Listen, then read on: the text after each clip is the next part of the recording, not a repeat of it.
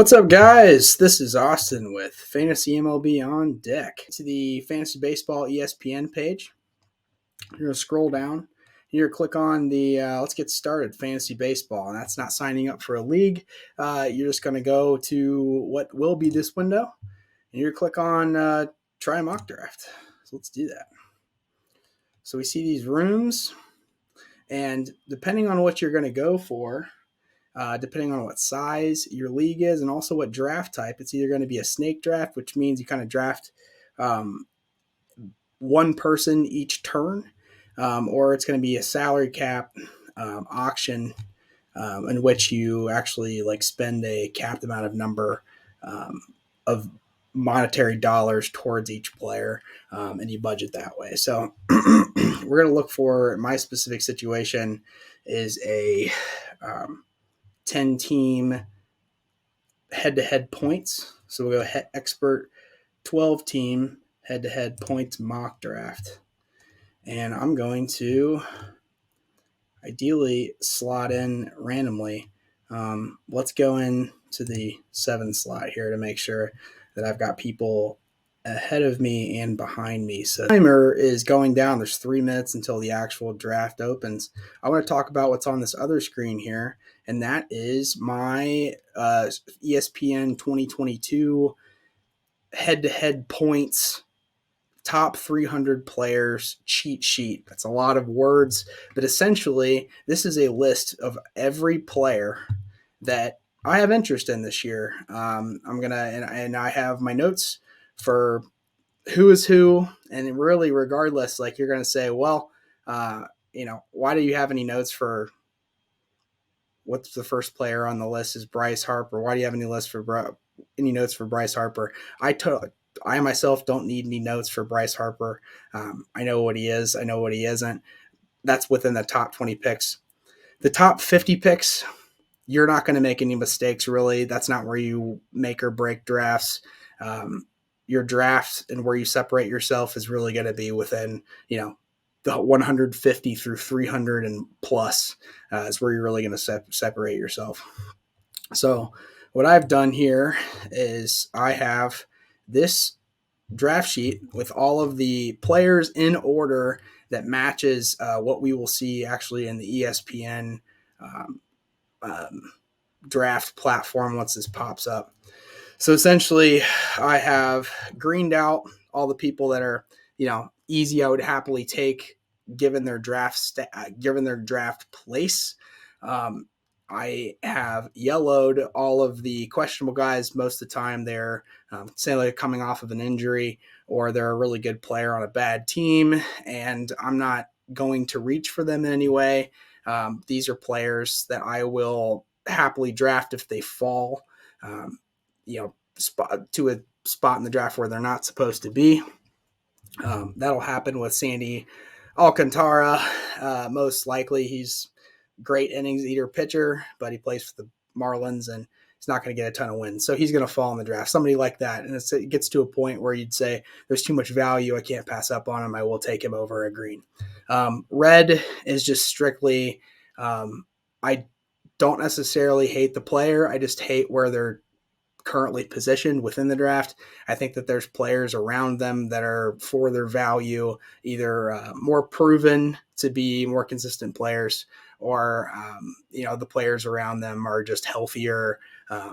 There's a list of reasons, and we'll go through that as it comes. So the next part of this spreadsheet was if I was doing this by myself and I wasn't on YouTube here with you guys, or TikTok, or wherever we're sharing this, I would have, this is a full spreadsheet, and it would show this right side of the bracket over here. And this right side of the bracket of my spreadsheet is going to show kind of where my green people are, so that when I miss out on a player, say that I miss out on one of these 2 second basemen in the the 5th through 6th rounds, players 40 through 60, I know that I need to absolutely pay attention, or else I'm going to run out of first baseman in general, because there's only 3 more of the rest of the draft that I actually like. Okay. So now that we're in the draft, I'm going to minimize that. And within here, we're going to minimize, zoom out a little bit.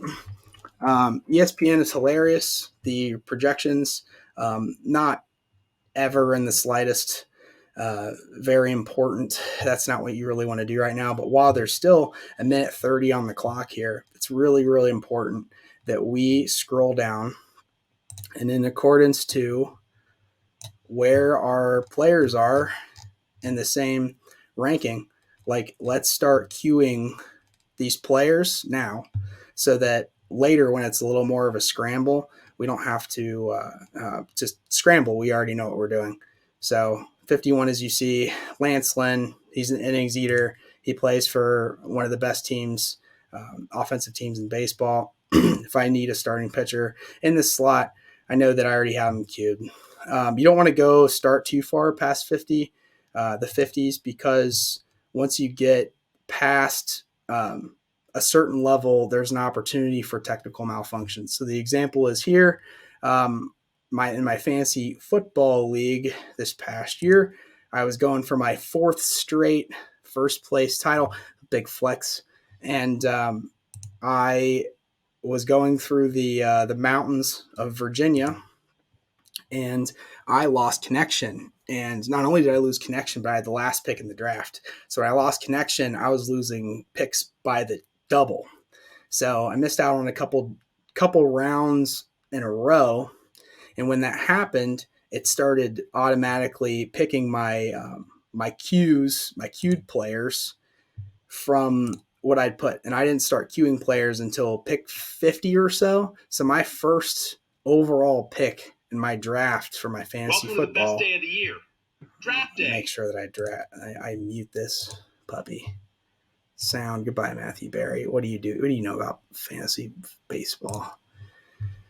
So, my first overall pick in the NFL fantasy draft this year was George Kittle, and I love George Kittle. I love all Iowa players, but at the same time, he was not worth the 12th overall pick in the NFL draft. So you don't want to start queuing them too early or too far down the list, because just in case, again, you're on the road, you're in the car, whatever it may be, you don't want to be in that situation.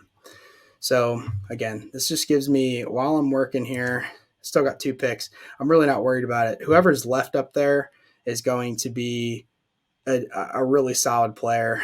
Let's go 77, 79, Whit Merrifield. All right, let's scroll up, see what we're doing.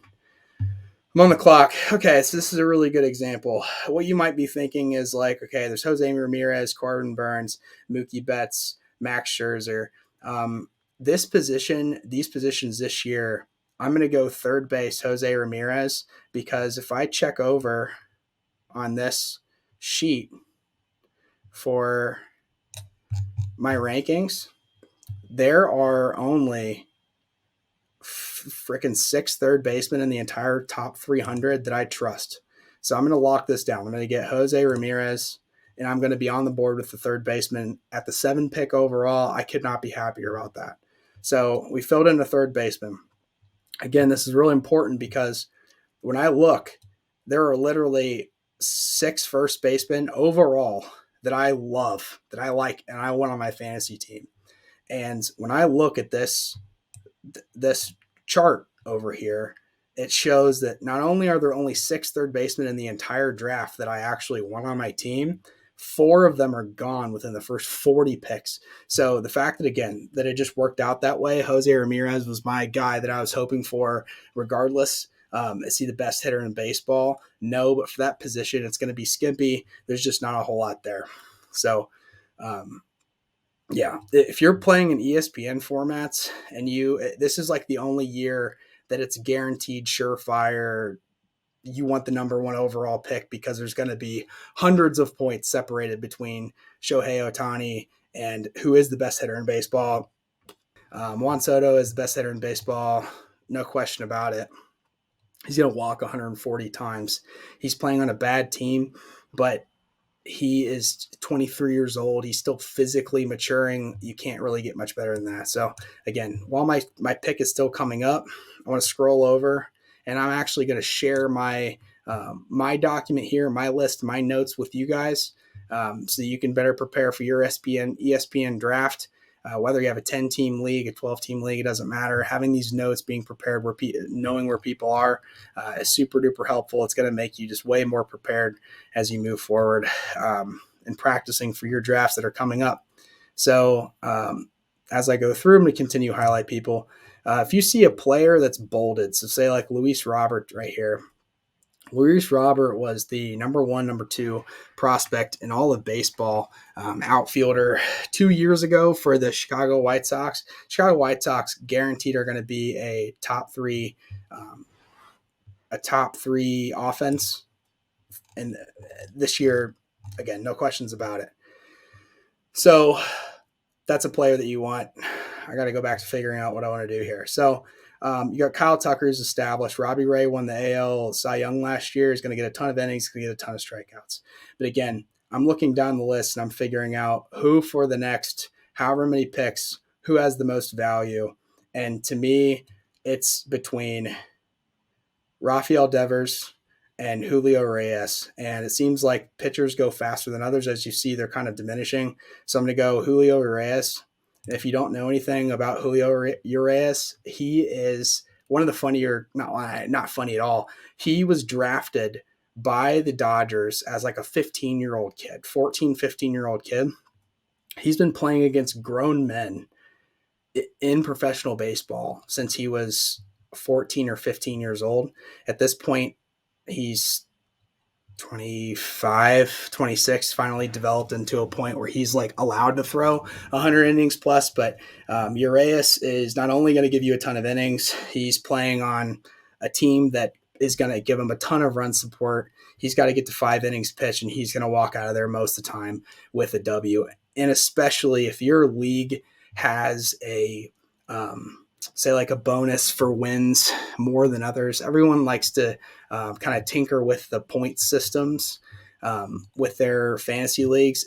If that is the case for you, which it is for for a lot of people, if wins are heavily favored, your Dodgers pitchers are going to be, they're going to be worth that first and second pick. So like Walker Buehler was already gone. He was my number 1 pitcher I was going to go after. Best pitcher in baseball, is for sure Jacob deGrom, which I seemed really confident right there. Jacob deGrom, if he misses 20 or 30 games, he only has to pitch like 120 innings to be a top 10 fantasy starter for the entire season, because he is so much leaps and bounds better than everyone else. So, with that, also think about like if you're drafting these big names, these are trade pieces too. So if you're getting to a point where it's in the draft and you don't necessarily need, say, like an extra outfielder or something, but you have, the best value in all of this draft at Ronald Acuna at 60, staring at you, and you already have an outfielder or two, you got to take him just because he's going to come out of the gates still blazing. He's not going to be playing outfield bits. It just doesn't matter because you're not getting defensive points. Like he's going to be hitting DH, and at very, very least, very worst, he's going to be in the lineup doing all of Ronald Acuna things as of May. And I owe $5 to charity since my phone went off. Man, that started episode 1. I'm on deck. I'm going to go up and I'm going to scan what's going on here. So help me. So as I talked about earlier, of course, Devers just went. So because Devers just went, not a big deal. I'm not super duper worried about it. But now it's like I have to think about what's available and what's most valuable at these positions that are in front of me. And it's between third base. Second base is fairly skimpy, which if I look over here and find one of my graphs, second base is pretty skimpy. And then also what's available at pitching. And I'm the relief pitcher as well. So I'm going to go Liam Hendricks. And why did I go Liam Hendricks? There are two pitchers and relief pitchers in all of Major League Baseball this season that are guaranteed ninth inning comes around. We don't care what the situation is. If we're winning the game, we're going to throw these guys in for a save. And it's because they're led by, managers that think differently or are stuck in their own ways compared to the rest of what is a progressing MLB in regards to saving pitchers' arms and yada, yada, yada. So those two pitchers are going to be the Josh Haders, the who I just drafted Liam Hendricks, and then like the Raciel Iglesias is going to get thrown out every time too. I think that honestly this year, Chapman, in regards to his health over the last seasons, he's going to lose some innings frames to Lasagna, because it's just his quality of a pitcher. And if the Yankees can get to inning number 6, their bullpen can take it the rest of the way. It's beneficial for them to try to stay as healthy as possible. This is a little bit of a dead zone, as I would say. I don't super duper love any of the players in here. They're all top 50 players. They're all really, really quality. But the only one that really, really sticks out to me that's more special than all the rest just went as in Ozzy Albies. So it comes up. I have so far I have a third baseman, I have a starting pitcher, and I have a relief pitcher. And I'm looking at the available talent in front of me, and I'm saying Sandy Alcantara, innings eater, Ketel Marte, really, really good, hurt. Frankie Montes, really awesome, bad team. Xander Bogaerts just got help. Trevor Story's there. He's always competing for the batting title. That's very well where I go. Pete Alonso is going to hit 260 for almost 40 home runs. First base, I look over at first base. I've got 5 people within the top 60 players. That might be a good place to go, but also third base. Shortstop is skimpy. So I'm going to go Xander Bogaerts because shortstop is a little skimpy and top heavy. So these middle infield spots, second base, shortstop, are kind of easy to forget, given that like the biggest bats in every lineup are going to be outfielders, first baseman, and things. You got to keep an eye on them because, again, like what I said earlier, especially if we're looking at like second base in these top 60, there are 5 people of the total 8 that I'm interested in the top 60. So it's like if I don't get a that was first base. Like there's 5 within the top 8 that I'm interested in. Second base, it's a little more spread out, but it's like they're pretty sparse. So we'll get there when we get there. But again, don't forget about those middle infielders. It's easy to, especially with all this pitching around. The way that the draft has gone so far is pitching has been taken pretty popular. That'll happen too. People will practice draft strategies and they'll go into them and all bets are off. Throw things out the window.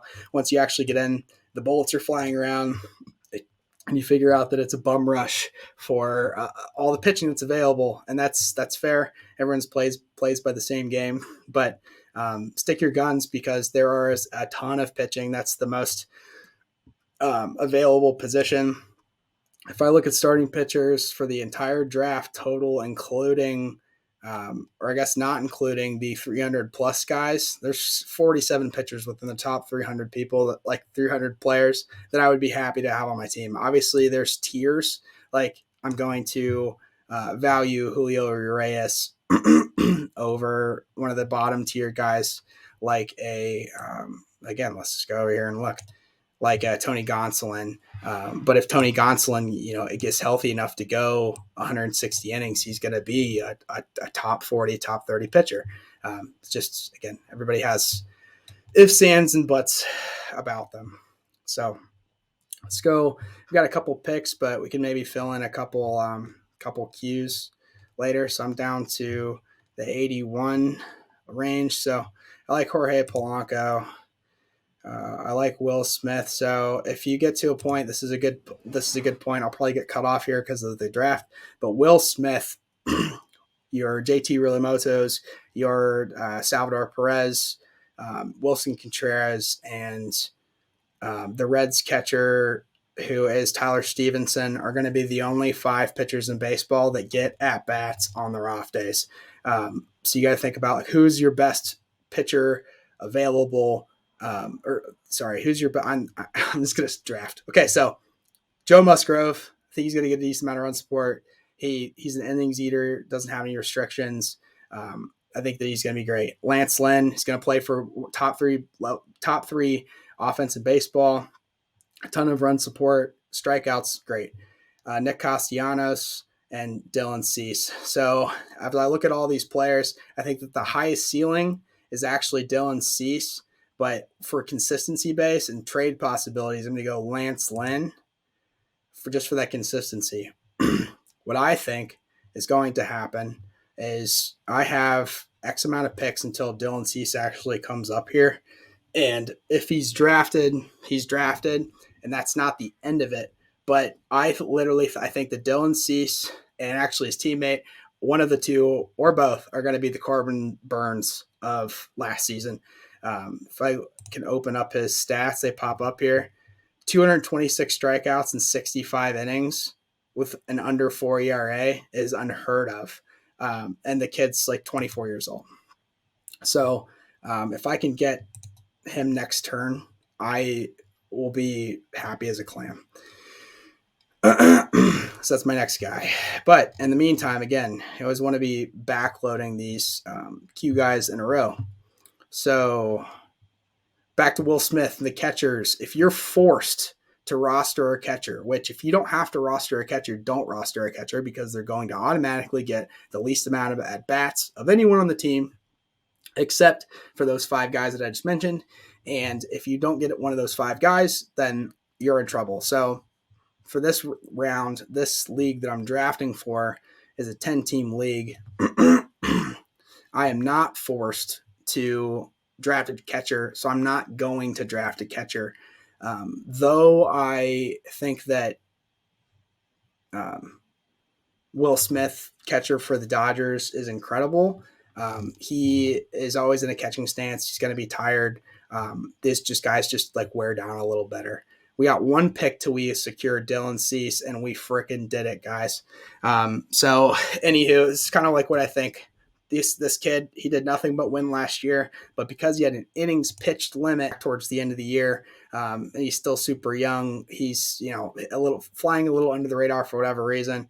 Didn't get as many wins as he probably should have, but this kid is going to be lights out. So I'm very, very confident and very happy that I'm walking away with Dylan Cease as my next starting pitcher. So if I look at my current roster, I've got, this seems like a little bit of a trend here. I've got Dodgers pitcher.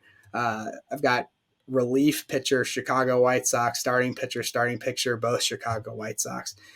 That run support is not everything, but man, is it helpful in kind of determining between 2 candidates, like who, I'm more and more interested in. So even right now, looking at these 2 pitchers that are up right now between Alex Manoah and Tyler Mahle, I think that they're both really, really good. I know that Tyler Mahle is going to be up towards 200 innings pitched as long as he stays healthy.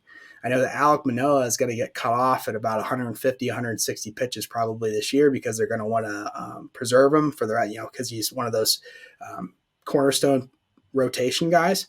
But because he's so young, he's 22, 23, 24 years old, he's going to get held back. He's not, but at the same time, he's going to earn so many more wins, probably, unfortunately, than Tyler Mahle, who's, part of my Cincinnati Reds. So for fantasy purposes, you really got to decide, do I want the guy who's going to get more innings pitched guaranteed, or do I want the young kid who is going to have all the run support and have more wins? If you're kind of deciding between those 2 teams, Toronto's going to win over 100 games.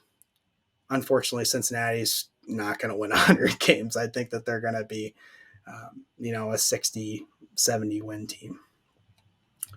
So here we are.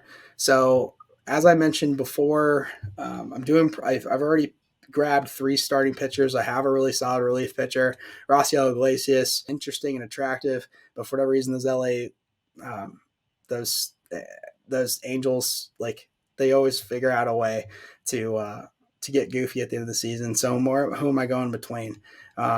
It's a little bit of a stretch, but I'm gonna go between Jorge Polanco and Austin Riley, and because again, third base is so skimpy, I'm going to go Austin Riley here because he's going to hit in the 4 spot of the Atlanta Braves roster, and that is another top 3 offense in all of baseball.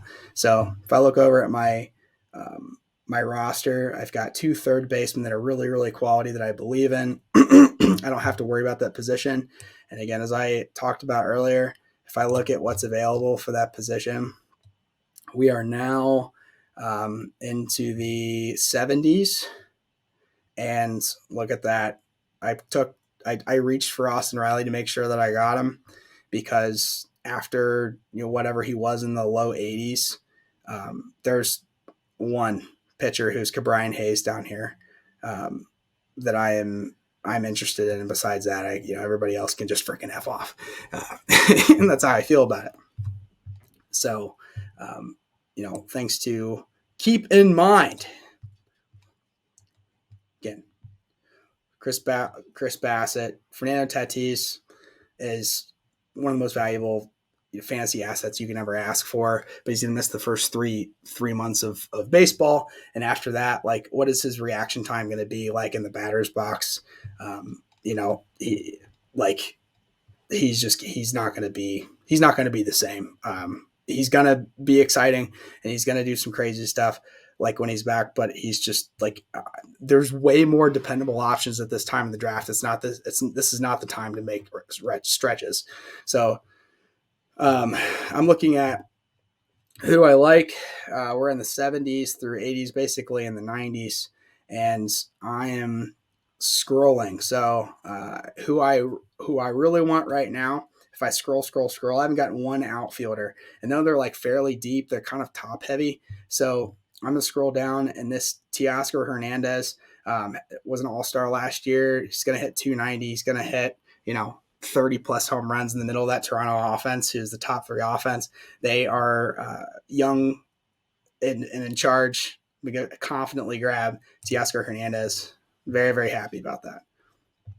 So he is my first outfielder. And how are things shaping up? I'm pretty even. I got, again, 3 starting pitchers, 1 relief pitcher, the best relief pitcher there is, and then I've got 4 position players, and I honestly am doing pretty good. Gotten some gifts, but we'll continue. As I see, oh shit, I don't have anyone in my my queue, so I need to start working on that. Again, this is why this is helpful to figure out where people are in the draft. I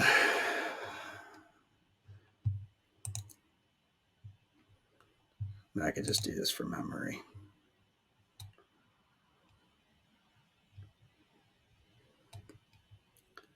Chaminade is another one here. He's like, no innings restriction, super great, but like, how many runs is Oakland going to score?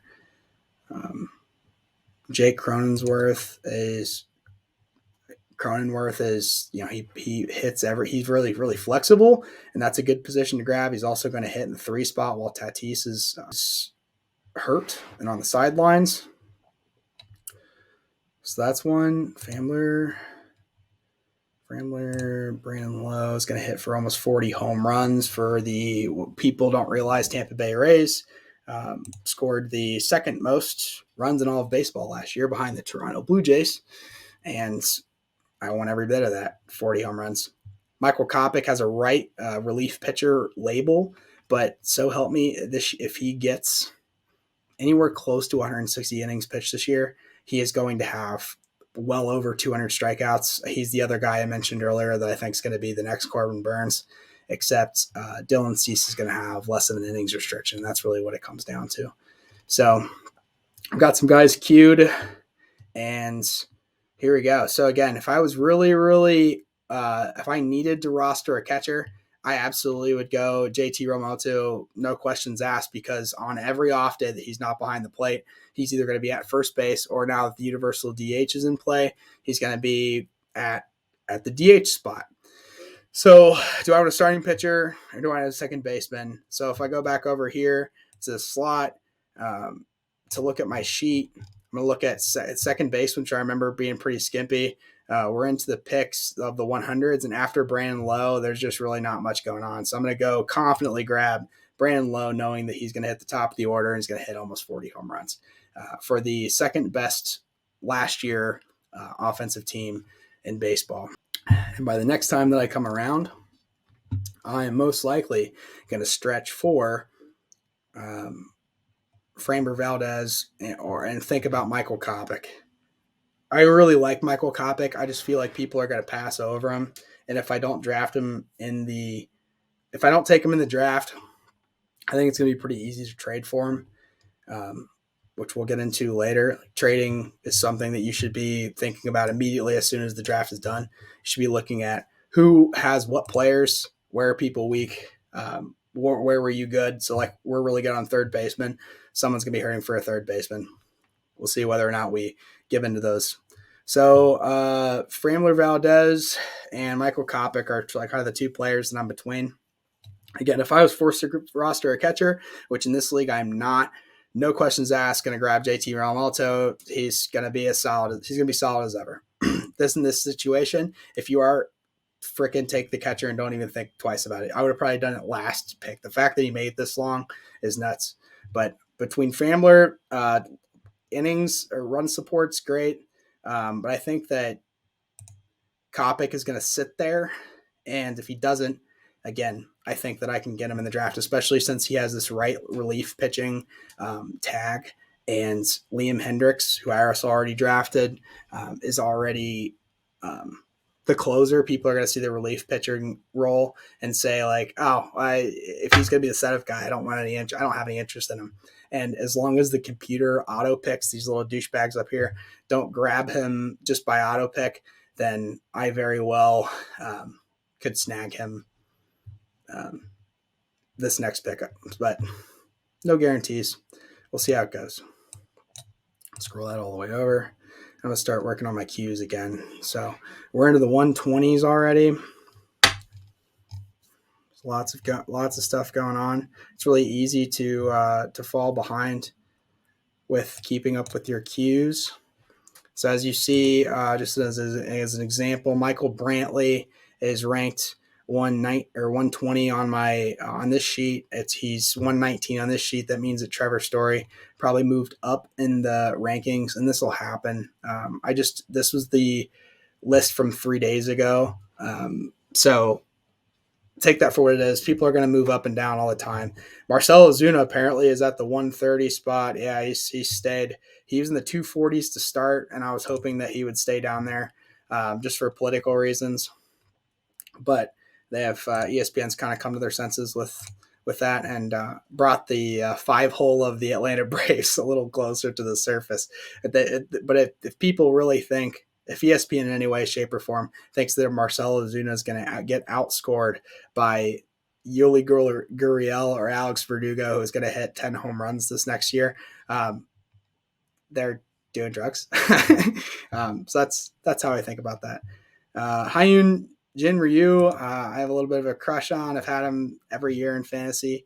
I do really well every year in fantasy. He plays for he's played for the Dodgers and the Toronto Blue Jays. He's always had a lot of run support. He's just a ton of consistency. And I think that last year was a little bit of a blip, but he's also, now 36 years old.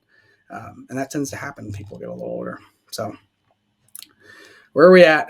We got what players level? Okay, so all of the position players that I tagged are gone. So I'm going to be looking at my best available starting pitchers. And I think of all the guys on here that what is the best upside between Pablo Lopez, who is an absolute beast for the Marlins, who has no run support, Hyun-Jin Ryu, great strikeouts, great innings pitched, lots of run support, had a bad year last year. Justin Verlander, and Ian Anderson.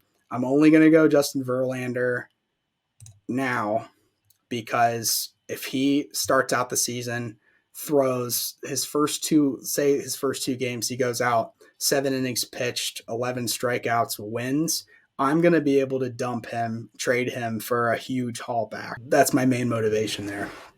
Whereas I think that Pablo Lopez, Hyunjin Ryu, and Ian Anderson are going to be just as productive, if not maybe more productive.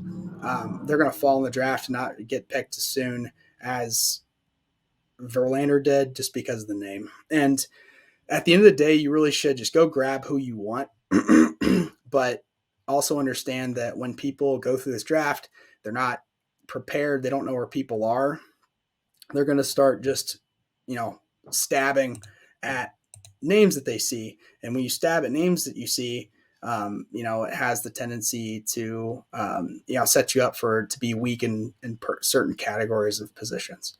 So I'm going to keep filling out these slots. Is Byron Buxton gone? Yeah, he was gone, and Jared Walsh is gone. These people have the same list that I do. It's unfortunate. Okay, so I'm going to go Hyunjin Ryu or Ian Anderson. So if I'm going to go between Chris Sale's probably going to get hurt again. He's broke a rib. No thanks. Between Hyunjin Ryu and Ian Anderson, who's at the 143 slot. Anderson's going to have a better ERA than Ryu, not as many strikeouts, but he's also 24 or 25 years old. I think that he's going to be just as great as he always is. Let's go Ian Anderson. So keep scrolling through, keep queuing people. 161 is our next guy. See how you can save yourself some time. You know where people are instead of scrambling. So again, if everyone jumps offline here for whatever reason, and it just goes to auto pick and everyone's like, it's going super quick and I'm all of a sudden on the clock every 30 seconds. Having this sheet next to me really gives me an opportunity to figure out where people are. Gleyber Torres, if you guys don't know, is only 25 years old. He hit 38 home runs in 2019 as a 22, 23-year-old. Never too late to give up on that guy in a Yankees order that I think is a little overrated, but still going to produce runs. So don't count out Gleyber Torres. He has a big name, so he'll go early still. But Bailey Over last year had around a 4 ERA, not a lot of innings pitched. He's going to have okay strikes, but Minnesota's going to put together a little more wins, and the AL Central is really bad. So he's got some upside, which is why they're yellow. 176. And again, to the Dylan Carlson and Lance McCullers situation. So Lance McCullers is one of the more consistent pitchers in all fantasy baseball when he's healthy. Love Lance McCullers. He's going to get a ton of strikeouts with a low ERA, with a lot of run support. He's going to get a lot of wins. He's going to get everything that you want out of him. Somebody to keep an eye on. If he falls at all, that's an easy snag. And then Trent Grisham, Cal Quantrill. All right, take it easy there. Go back up. My guy, Hyunjin Ryu, is still available. So now it's going to be between my decision of Hyunjin Ryu, Ranger Suarez, or Aaron Savali. Suarez, healthy all last year. He was like the comeback player of the year. He's only like 24 years old. He had a crazy good ERA. 1.36 ERA. There's no way you can replace that, but he's got relief pitcher and starting pitcher eligibility, which is huge. But for the run support and just no innings pitched limits, I'm going to go Ryu, and again, be happy about that. See how it gets this part of the draft where I'm getting to the point where I'm not super happy about the available batters, and I'm just grabbing starting pitchers left and right. It's going to be that way moving forward because the top of the draft is just super heavy in all the batters, and then once they run out, they run out. Scott Barlow for the Kansas City Royals, if they're in a close game, he's their guy, and he is super duper quality. Had a really good year last season. I think he's going to be great. Again, in this league that I'm drafting for, there's a starting pitcher per week limit. So I got to think about I gotta make sure that I'm getting enough relief pitchers, because it gets to the point where it gets to Sunday and I've already hit 12, possibly 12 like pitchers started for the week, and then all of a sudden I'm out of options. My Sunday, all the pitchers are done. So I'm gonna start thinking about grabbing relief pitchers, and all that keep coming up are more and more pitchers, guys. This is exactly what happens, and why you kind of want to go position player heavy in the beginning. Spencer Torkelson has a 70 power grade. A scouting report, that's about his best, and that's the best you can really ask for. I don't want Luke Voigt. That was a miss. So again, guys, this is tough, but I absolutely love Ranger Suarez. He fits the relief pitcher and starting pitcher role. It's a pretty easy grab. If I look down, the only guy that I could think about making a case for would be Aaron Savali, and Aaron Savali has been nothing but consistent the last 2 years. He missed a lot of time last season. He's going to he's not going to get as much run support as Ranger is, but Ranger I don't think is going to have too many innings restrictions. So it's between those two guys. I'm doing okay on the middle infield spots. We're going to go Ranger Suarez and be happy about it. So it gets to the point. So now, if you look, I've got 4 bench spots left, and you think, well, what do I do about bench spots? So I need to just make sure that I fill in position players and that exclusively. No, not necessarily, because though I have all of my pitching spots filled up so far, all of these are also going to be pitching spots, because when I have a starting roster, ideally no catcher, and then even an extra pitching, like relief pitching spot, I've got my third baseman and 2 of my outfielders are on an off day. Well, if I have a second baseman with no flexibility as my utility guy, like he can't, or on my bench and my utility guy can't fill, I can't put him in anyway. So it's kind of a wasted slot. So never keep extra batters on your bench. It's kind of a waste of resources. Think that next drafts, next time I have an opportunity to draft, I'm almost going to have to go for Brian Hayes, because after that, there's just not many batters that I am interested in. I start thinking about Corey Knebel is in a lot of draft formats. Yahoo and CBS has a starting pitching tag as well as relief pitching. So if you have a starting pitching slot and you need a closer, you can slot him in as a starting pitcher, but actually get saves.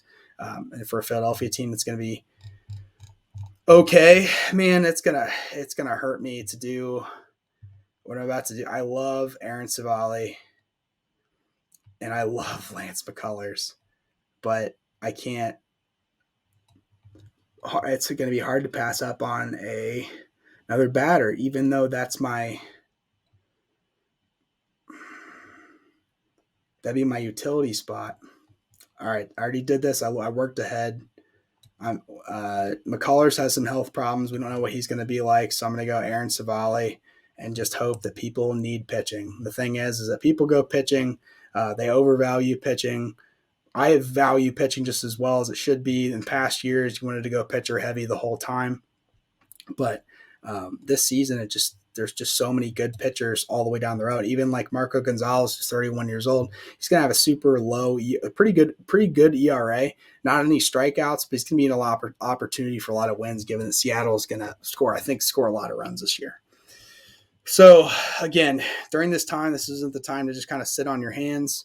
You're going to want to go through and keep highlighting people that we need. So someone reached super far for Javier Baez, which doesn't surprise me because it was a horrible ranking, having him all the way down at 230.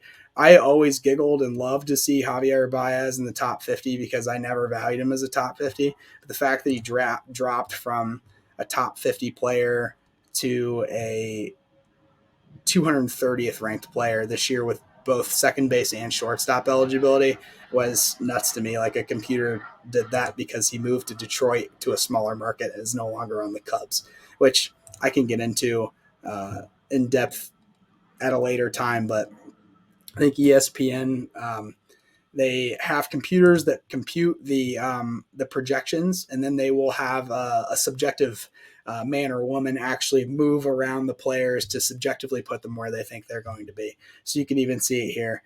Tony Gonsolin and Zach Greinke. Zach Greinke is a bigger name than Tony Gonsolin and should never be ahead of Tony Gonsolin, but he's ranked to score 30 points less than Tony Gonsolin, but he's ranked ahead of Tony Gonsolin. That doesn't make any sense to me, but you just have to understand that that's how ESPN wants to do these things. And so we're just going to let them do our things, and that's going to really give us a better advantage moving forward. And why I love playing ESPN, because I feel like whoever puts these together are a bunch of dumbos. So 260. Tyler Stevenson was already drafted. That's wild. Wilson Contreras is still available if you need a catcher. It's going to be about the best one that's available. I love Lance McCullers.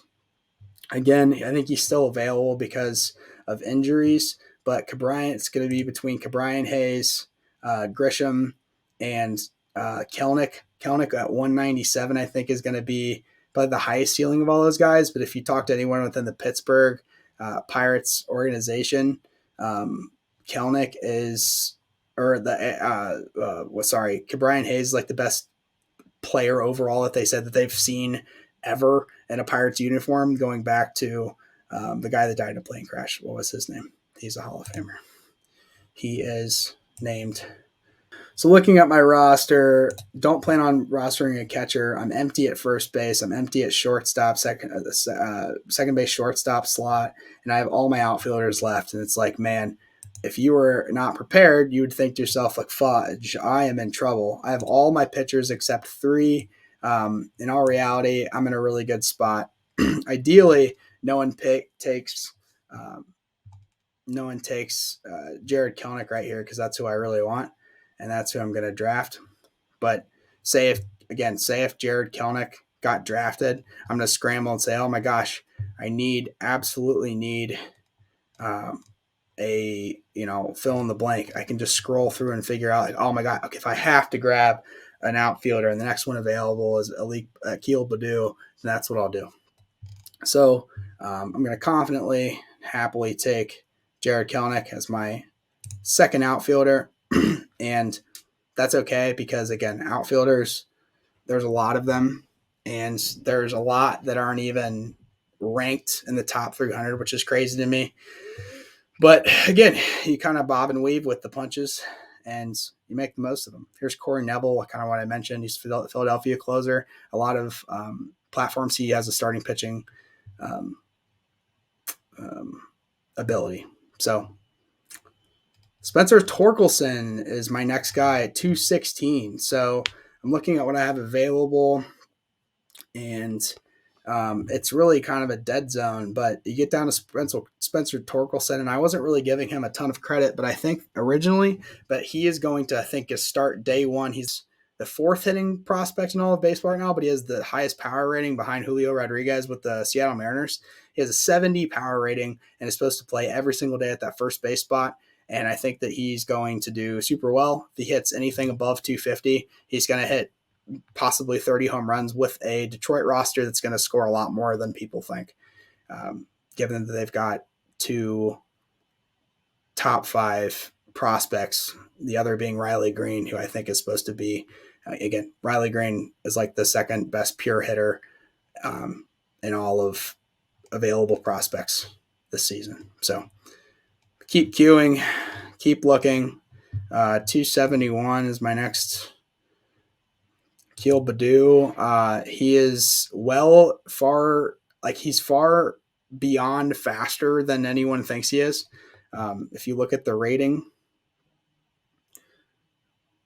yeah, there's no chance that Trevor Bauer was still available. Trevor Bauer is going to go super early in every draft. Just know that. It's never too early to reach for a player that's going to finish in the top 10 in this position if he's not going to be jailed by the league. So keep that in mind. 288, Trevino, Luis Patino at 278. Luis Patino. Cole Irvin is going to get a ton of innings. I think that he's a pretty good pitcher, but just not a lot of run support. I think he's good as James Caprillan, but James Caprillan's even further down the list. And Adley Rutschman. So 299 is my last Q between, before going to the 300s. You get the Huascar Ynoa. I think it's great when he's not punching benches and breaking his hands. So, all right, so we're down to what available pitchers, what available players in general, not pitchers available, but that sums up exactly what we're looking at. So Tanner Houck, I think, is going to be the absolute bomb. I bolded him as someone that I absolutely had to walk away with. I'm so glad that he's still available at 234, though I still look like I need to fill in some position players, especially outfielders. No one else in the league, in the draft, probably needs outfielders. So I'm going to confidently say Tanner Houck, draft, and I'm happy about that. So again, take a look at what we got. I got to get a second baseman, shortstop eligibility. I think that's going to be Jazz Chisholm coming here. You can always sort of bank that he's going to be available. He hit 249 last year, but he's going to get steals. If you're in a categories league, he's a dime in the rough because he's going to get a ton of steals. He's super fast. He reminds me of, say, like a poor man's Fernando Tatis Jr., but along with that comes the injuries. He is reckless with the body, throws his body around all over the place. He's exciting to watch, but you wonder, is he going to play 160 games a season? Maybe not. So what's available, what's staring us in the face? Christian Javier, if he actually starts in the lineup, is an awesome play. But if he gets thrown in the bullpen for whatever reason, that would be a unnecessary hit to take at this point in the draft. So, there's no need to risk that. Look through what's available, and we're going to stick to what our Qs are. So we look over here. Brendan Rodgers is going to hit 284 probably in Colorado, and he hit really well away from Colorado too. Fills that second base shortstop ranking. He's 23 years old, 24 years old. So, it's good to just fill that position since it's available. I don't think that he is going to necessarily if him and Jazz Chisholm played in the same ballpark all year, I don't think he's necessarily going to outscore Jazz. But Jazz being on the Marlins and Colorado being a horrible offense as well, at least Colorado's in Colorado, and he's just going to naturally have more runs happening around him than Jazz is in Miami. So I still need 3 outfielders, and if we're being honest, I'd rather not have to get 3 outfielders at this point because that just makes me seem like I didn't plan accordingly. But, that's going to be okay because if I look over here to my handy dandy cheat sheet, there's a total of 14 outfielders just past the top 300 that I'd still be happy to take. And I actually there's one in particular that I plan on taking every single time. So what's available? I know that I'm not going to take a catcher. What's my first available relief pitcher to walk through? And I see that it's over here. It's Trevino. If Oakland wins any games, it is going to be on the back of Trevino with a 1-2 run lead in the in the 9th, and he was really good last year.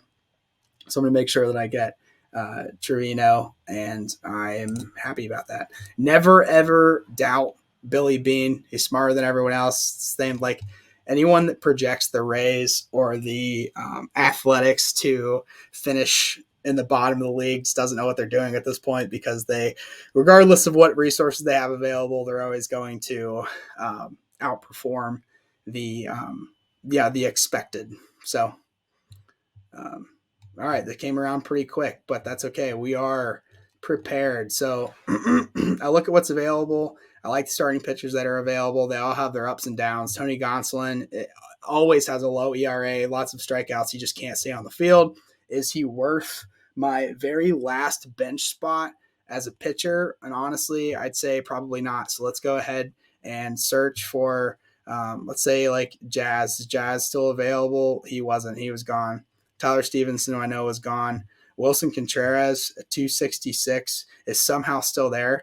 I'm going to take Wilson Contreras because I know for a fact that he is going to bat every single game this year. He's not going to take any off. He's going to hit the 3 or the 4 hole and not miss a game because the Cubs can't afford to take him out of the lineup. They're going to utilize a universal DH. He's going to hit for 30 home runs a year. He is going to benefit greatly from that DH spot being in place. So don't go after Carlos Carrasco. It's a trap. He's going to get hurt. Rushman is at the 299 spot. He's already been taken.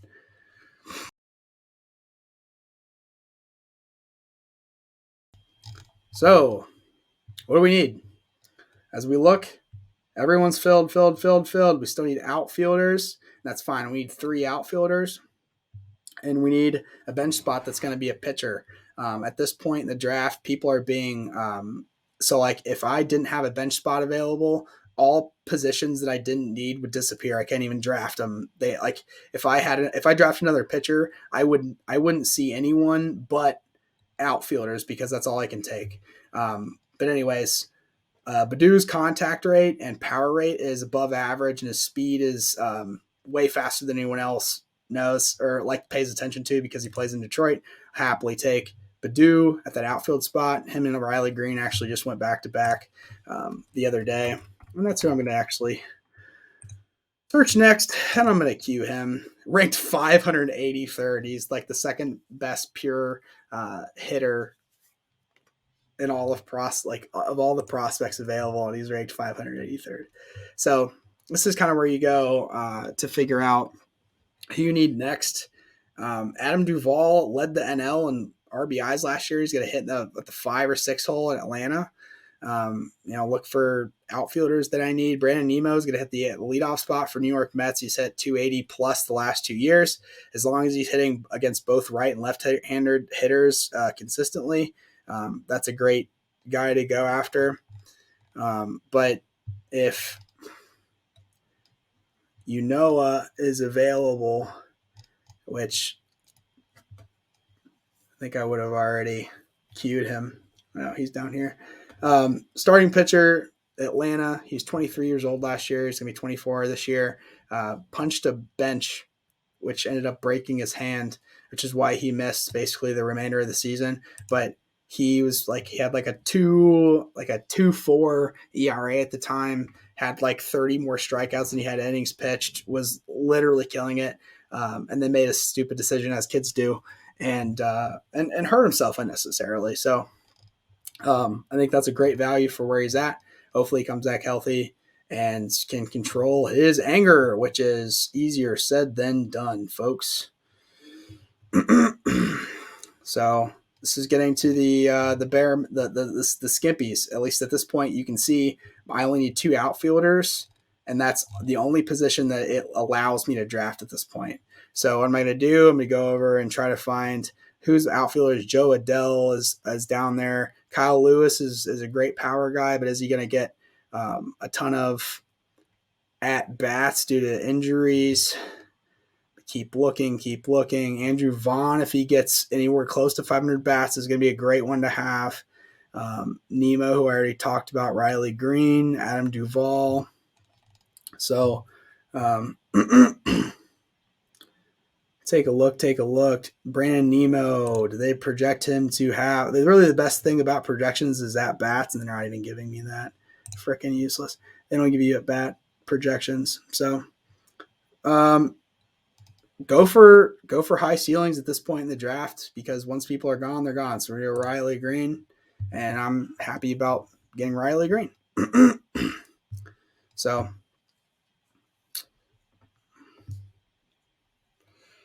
down to the last outfield slot.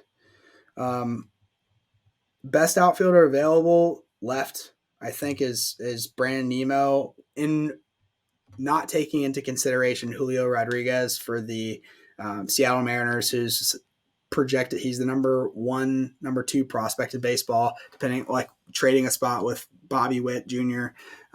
With the Kansas City Royals, depending on what website you look at. He is going to be great, but he's going to be held out that first month, and I think he's probably worth it given how talented he is. So probably just going to search Rodriguez, Julio Rodriguez, Seattle. This kid's going to kill it. Again, draft him because why not? I have to take an outfielder right now. So this is my last pick in the draft. But again, like, so these players in the plus 300s, if you want to hear me talk about them at all, Grayson Rodriguez is the number 1 pitching prospect in all of baseball, starting pitcher for the Orioles, and he's supposed to be super duper quality. A guy that you can depend on. He's got a crazy changeup, but what is his control going to be? So if you need starting pitchers, that prospect's going to come up. It's like fantasy football, fantasy basketball. Once you draft your team, it's like there's going to be a couple emerging players that come out of nowhere, but besides that, you're kind of stuck with people unless you trade. In baseball, it's you mess up your draft, you mess up your team. Well, really not that big of an issue, because what happens is there's all of a sudden there's these supplemental players that come out of nowhere, and they have huge impacts. Like if you played fantasy baseball a couple years ago and Jordan Alvarez came up and got called up, he was one of my best players by the end of the year, and he only played for the final like 60 games. So if you need a starting pitcher and look out for prospects, nail those guys, at least hit them to your watch board. That's super important. But these players that are available, I'll share this link with everybody and make sure that it's publicly available. If you have the link, I'll put the link down below. But anywho, that's my show for today. Hope you guys got a lot out of it. If you have any questions, please list them in the comments. I'd say the like and subscribe thing, but like I don't freaking need your support. I'll do it myself.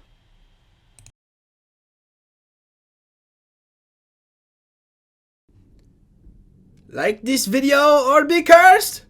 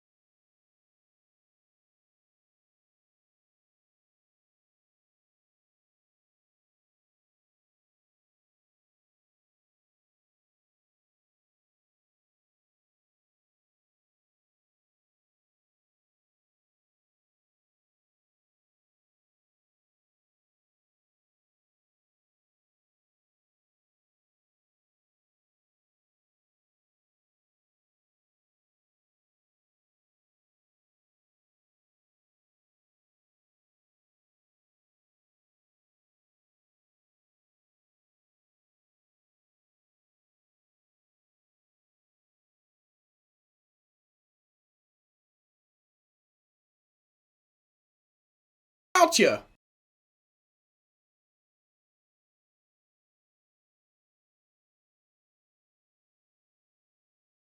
Like